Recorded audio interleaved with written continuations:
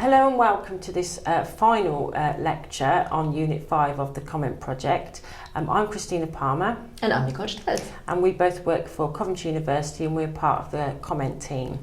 In this final session, we'd like to talk to you about budgeting, and we're very aware that this is an area that's covered in the learning materials for Unit 5, but we're also aware that for some people this is a huge area of concern when thinking about starting up a social enterprise or a social entrepreneurial activity.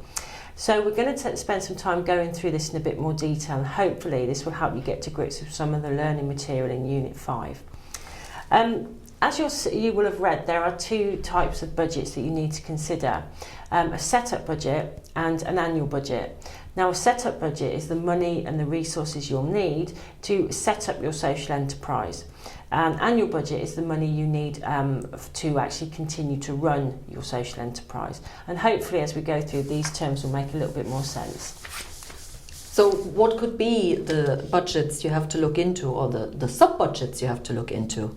That could be something like rent, because you're going to rent premises where you're going to run your social enterprise from.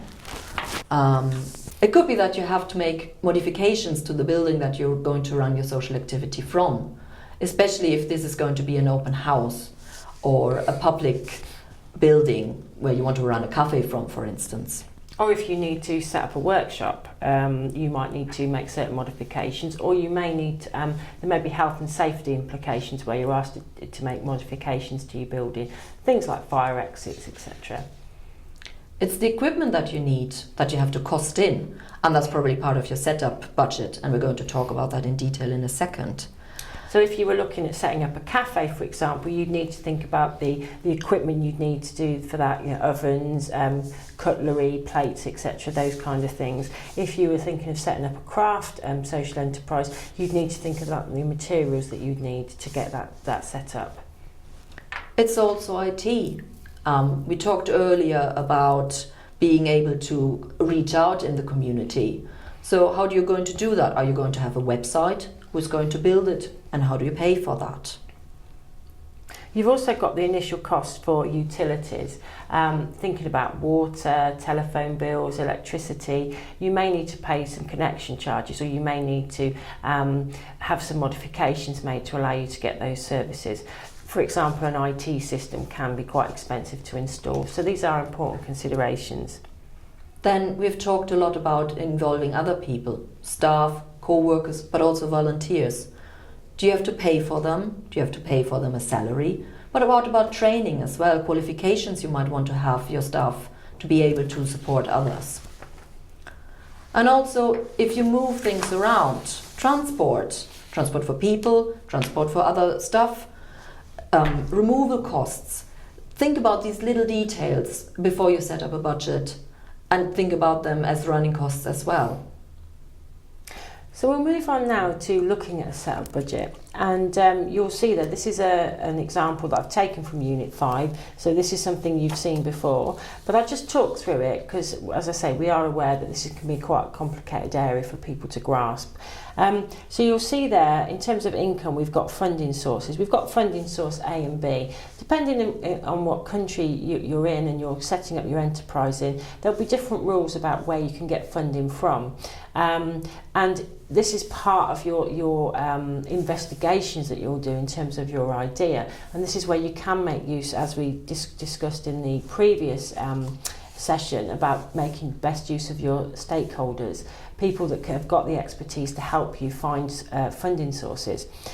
So you need to investigate that, and obviously you can't count on that budget or that funding until you've actually got approval, but these are things that you can put in. And remember, sometimes you will get funding for setup costs, but you may not get funding for maintaining your social enterprise and funding it after it's been set up. Some social entrepreneurs, and it's not compulsory, do use some of their own money to set up a social enterprise. So that's a consideration, but that isn't something that most social entrepreneurs do. It's just something that you might consider. And you may, for example, if you have a contract, say with a local business to maintain their gardens, you may be able to negotiate, for example, some upfront money, some upfront funding to help you set up the social enterprise. Now that might look fine and dandy, and you'll see there that we've got €24,000 already in our budget, but then we need to think about the expenditure. And as you can see there, the list is much longer. And as Nicole said there, some of these things could be premises costs, building modifications, etc. So you need to do a realistic evaluation of what those costs were or will be. And again, talking to people that run existing social enterprises and who've set these up themselves, they will be able to guide you on what are these realistic amounts. So you can see there that the way in which this budget has been formulated, there is a surplus of €2,800. And that's important that you do have some contingency there. Some of the costs and expenditure that you may have, you may underestimate, or something might happen that you couldn't imagine would happen. So it's important that you don't spend all your money, so to speak, but you do save some in reserve as a contingency for unexpected difficulties and expenses. You'll see there on the next slide that what we've got there is an annual budget. So we've just looked at a setup budget. What we've got on this slide is an annual budget. And you can see there we've given some, in terms of income, we've given some examples there of where your income may come from. You can see there that we've got sales to the members of the public, income from contract A, income from contract B, and on here we've included grants as well and funding sources, and this assumes that you will get ongoing funding at least for the first maybe 1 or 2 years, or you may get it for longer. In terms of what would be in terms of your income on your annual budget will depend on the social enterprise that you're running.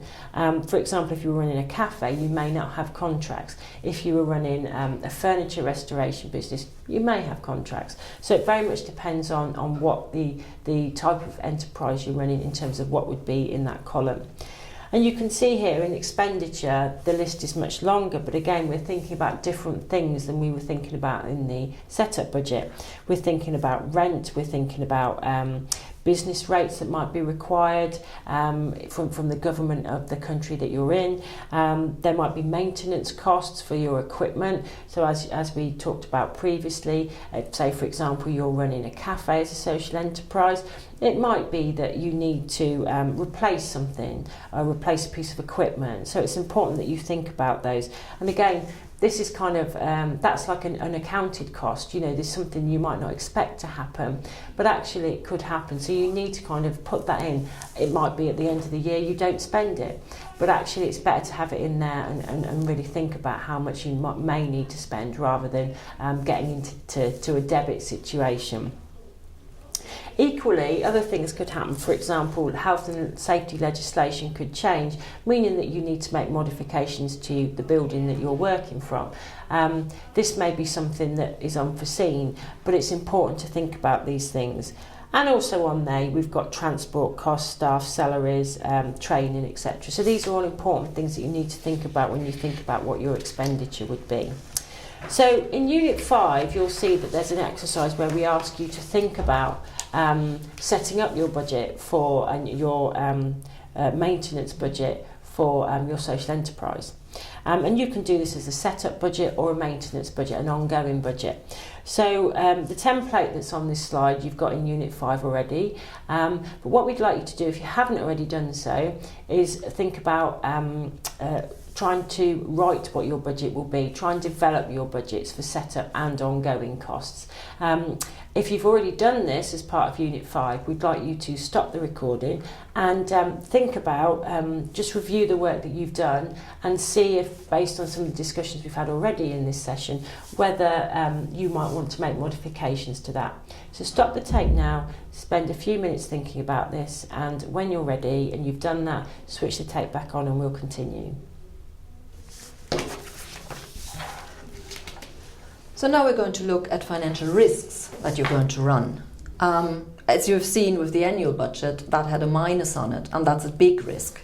So it could be that your income is less than you expected, and it's not fulfilling your expenditure that you have to make. You could put in a bid for a grant, and it's not successful. That is a big risk. It could be that someone withdraws some funding. We've always talked about keeping some money in as a contingency. It could be that you're lacking in expertise on how to run and manage budgets. try to bring in as much expertise from others if that is something that you don't feel too great on.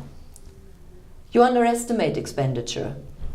You may have forgotten that sometimes in your country, even if you run a social enterprise, you have to pay tax. That's something that many people forget, and that can be a big expenditure. So always have an idea that you need to keep a contingency plan in place, but there are other ideas and other ways of how to think or to overcome risks. And so to conclude there, some of the ways that you might think about managing these risks and mitigating these risks of getting into a debit situation and your social enterprise failing due to lack of income. Some of the things to think about are careful budget estimation. It's always better to overestimate costs than underestimate. This will allow you some contingency should costs be higher than you anticipated. Careful spending. Just because one month you seem to be making quite a lot of profit, it's not. You need to remember that profit could be needed for another month. So it's very much being careful with your spending. Don't purchase things that you don't need, and also to start small and aim to expand slowly. Social enterprises can fail where people start to go to create a large enterprise too quickly. It's much better to start small and grow gradually so you can make sure that you have got the funding to sustain what you're doing. And finally, have a plan B. It might be that you set up, for example, you set out to create a social enterprise that does two things. It might be that you wanted to do it on a larger scale.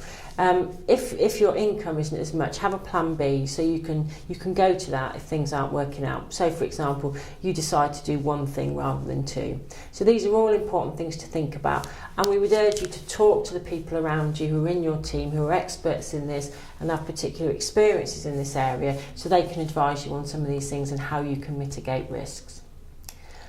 Okay, well, thank you for listening. We hope you found this session useful, and as you draw to the end of the comment project and you're now on the final unit, we hope you've enjoyed the module and that you've got a lot out of it, and very, very, very good luck on setting up your social enterprises.